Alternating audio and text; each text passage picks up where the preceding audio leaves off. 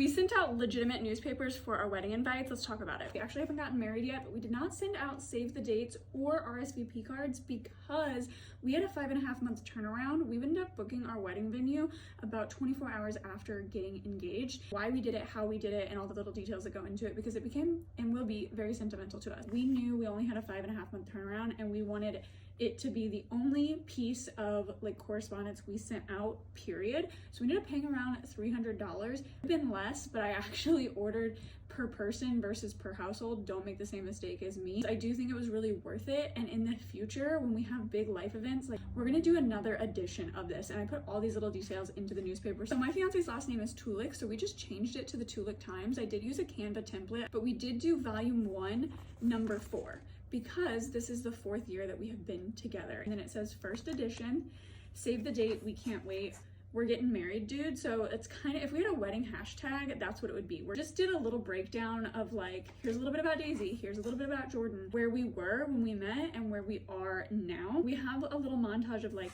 his favorite memory and my favorite memory. The fact that we're doing a wedding weekend since we are expecting so many of his family members to literally fly out of state. We did some fun facts about us and some family tributes to our parents. If I had more time to have planned this, the middle would definitely have a lot more information, or I would have moved a little bit of what was on the front into the middle. But because I just didn't really know what to do, I just threw 4 photos from every year we had been together. But the back to me is probably the most fun because this is where I got to be a little creative with it.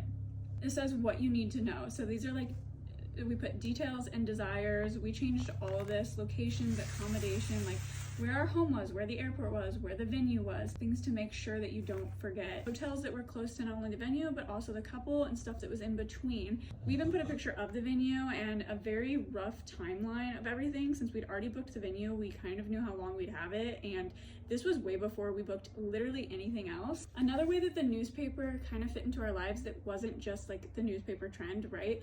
My fiance's mom, when she was pregnant with my fiance, one of her first jobs was delivering newspapers. So we actually rolled a bunch of these up and tied them with twine, and we were going to send them in poster mailers.